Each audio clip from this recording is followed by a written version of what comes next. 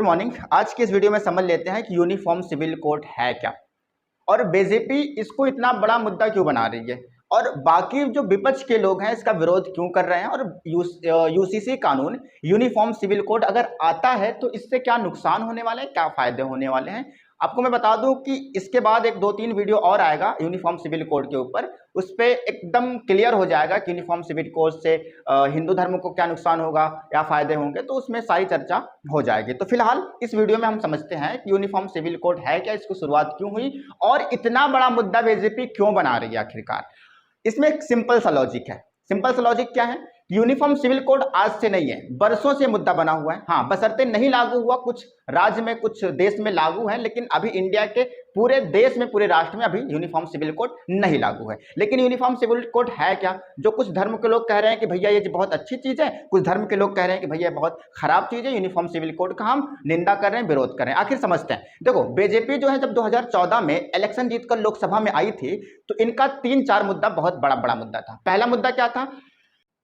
कहां से? जम्मू कश्मीर से 370 को हटा देना, एक बड़ा मुद्दा था। और इस वादे पर, इस मुद्दे पर इन्होंने इलेक्शंस लड़ा और लोगों ने भर भर कर वोट दिया। ये सही बात है। देखो, 370 जम्मू कश्मीर का बड़ा मुद्दा था, बीजेपी ने बनाया, जिसके बदौलत 19 में भी जीती और आगे जीतती भी रहेगी। अब कब तक जीतेगी वो हमें नहीं पता है। देखो, 370 हटाना कहां से? जम्मू कश्मीर को। और जम्मू कश्मीर को आजादी जब मिली थी तो जम्मू कश्मीर का अपना संविधान, अपना हर चीज था, क्योंकि उसको विशेष राज्य का दर्जा मिला हुआ था।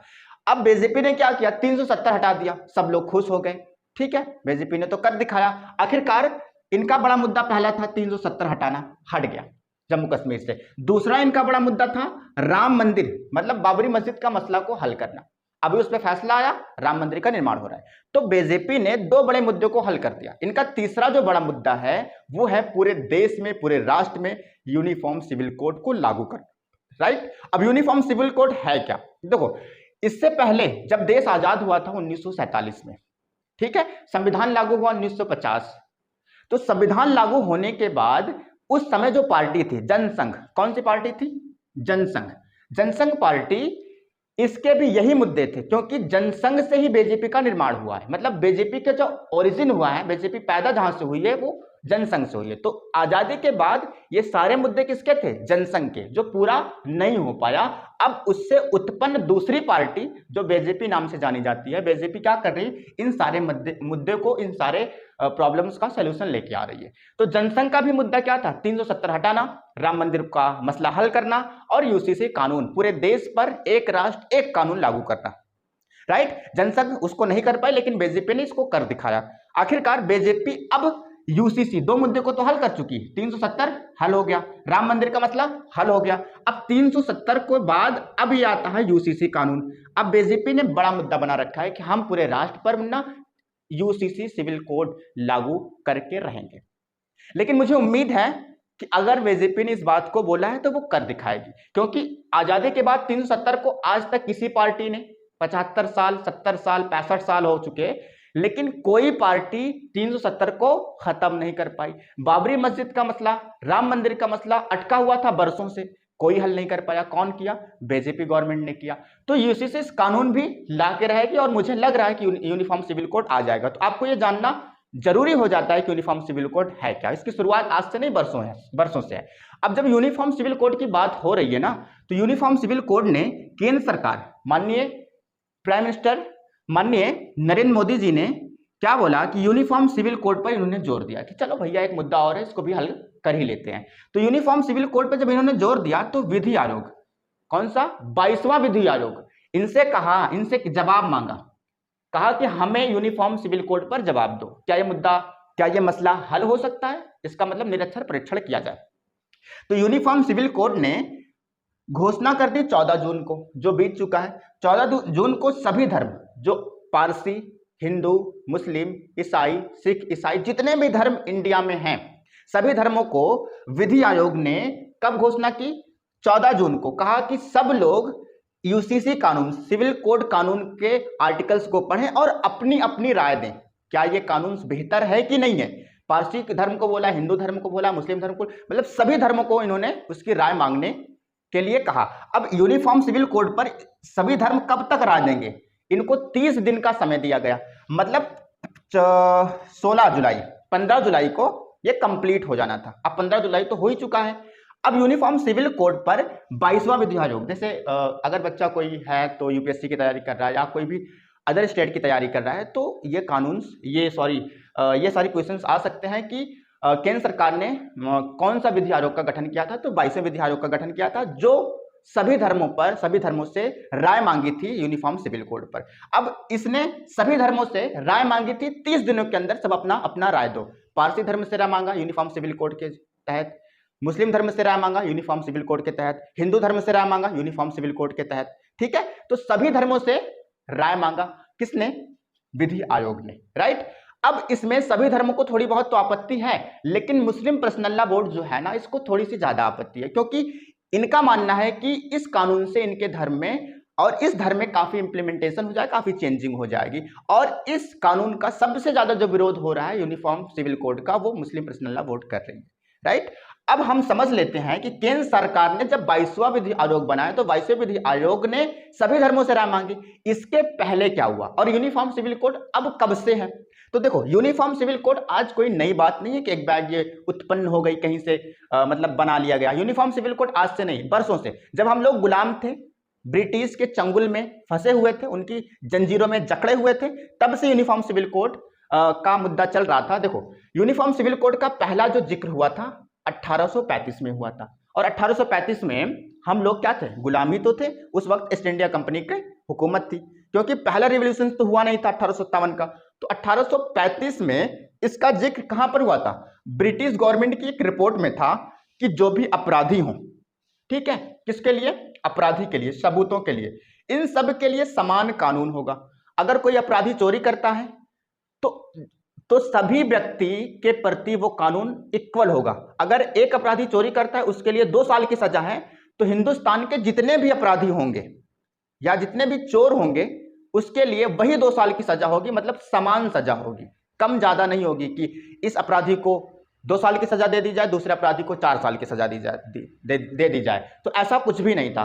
तो सभी अपराधों और सबूतों के लिए समान कानून था, इक्वल कानून था। अगर उनको 2 साल की सजा होगी तो दूसरे व्यक्ति को भी 2 साल की सजा होगी। अगर किसी व्यक्ति को 4 साल की सजा होगी तो दूसरे व्यक्ति को भी 4 साल की सजा होगी, मतलब कम ज्यादा नहीं होगा। तो इसमें बोलते हैं इक्वलिटी ऑफ लॉ।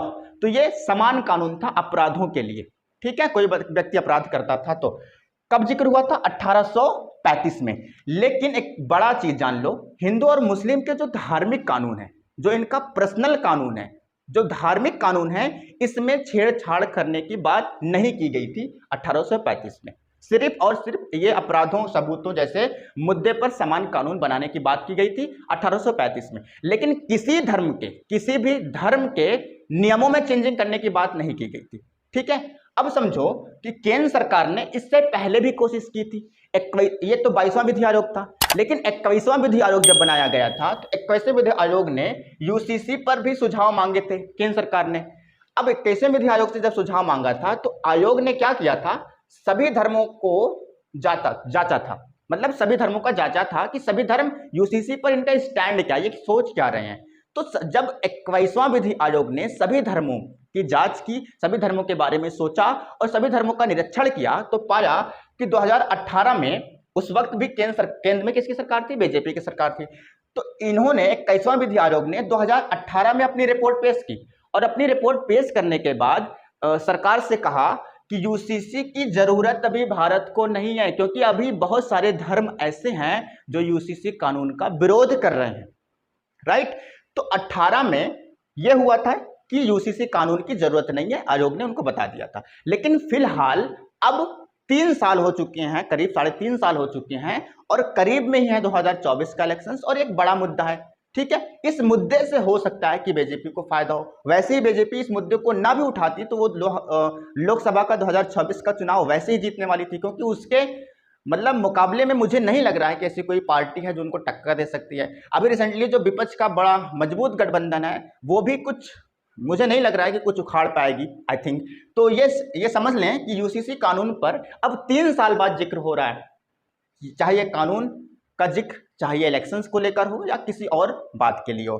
अब समझ लें यहाँ पर यूसीसी कानून है क्या, ठीक है, जिक्र क्यों हो रहा है इतना। 1835 में, उसके बाद आज़ादी के बाद जनसंख्या भी मुद्दा था, बीजेपी का भी मुद्दा था। लेकिन यूसीसी कानून है क्या? देखो, यूसीसी कानून का मतलब क्या होता है? इसका मतलब होता है कि हिंदुस्तान में जितने भी धर्म हैं, ध्यान से सुनना, यूसीसी सिविल कोड का क्या मतलब होता है?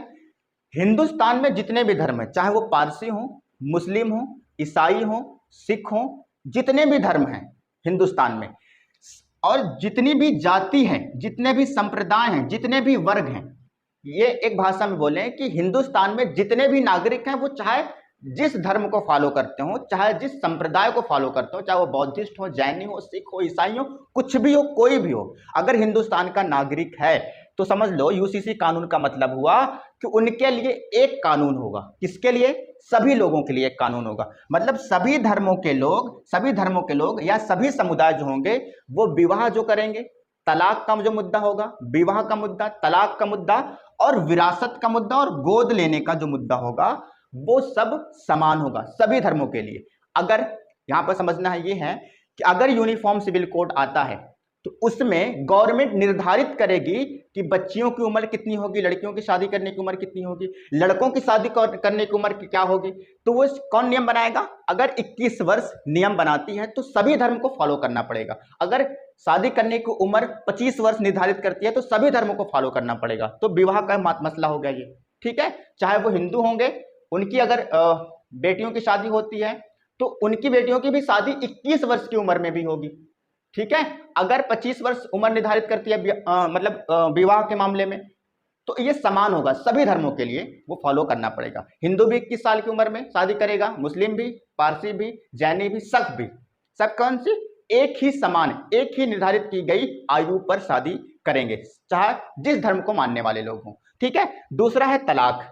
अगर तलाक का जो मुद्दा है उसमें सभी व्यक्ति को, जितने भी हिंदुस्तान में जितने भी धर्म हैं, सभी को एक ही कानून फॉलो करना पड़ेगा, जो कानून सरकार बनाएगी, और उसी कानून के तहत उनको तलाक देना पड़ेगा, ठीक है। हम आगे वीडियो में बात कर लेंगे, इसका जो दूसरा वीडियो आएगा उसमें मैं बात करूंगा ये तलाक का मुद्दा क्या है और इससे क्या क्या नुकसान होने वाले हैं, क्या क्या फायदे होने वाले हैं। और जो विरासत का मामला है, जैसे किसी के पिता की डेथ हो जाती है तो जो उनकी प्रॉपर्टी होती है, उस विरासत में हिस्सा जो होगा, किस प्रकार किसको किसको कितना कितना डिस्ट्रीब्यूट किया जाएगा, मतलब उसमें उनकी बेटियों का कितना हिस्सा होगा, बेटों का कितना हिस्सा होगा, वो बराबर बराबर में तकसीम किया जाएगा, बांटा जाएगा।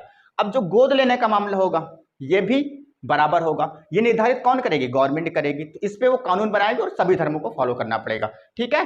तो ये सारी चीजें हैं जो यूसीसी कानून में शामिल किए जाएंगे, यूनिफॉर्म सिविल कोड में। मतलब ये जो कानून होगा सभी धर्मों के लिए समान होगा, ठीक है। अब ये समझ लो, यूसीसी कानून की बात करूं तो यूसीसी कानून में 1941 में हिंदू कानून अधिनियम पर संहिता बनाने की बात कही गई थी, और इसके संबंध में 1941 में बीएन राव की एक समिति बनाई गई थी, का गठन किया था, जिन्होंने हिंदू उत्तराधिकारी अधिनियम को पास किया था। तो ये था यूनिफॉर्म सिविल कोड का एक छोटा सा वीडियो जो मैंने आप तक पहुंचाया।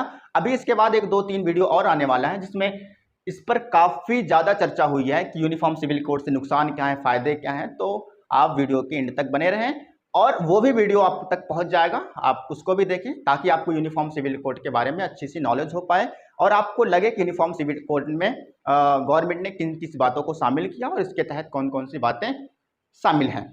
तो मिलते हैं दूसरे वीडियो में, तब तक के लिए बाय बाय।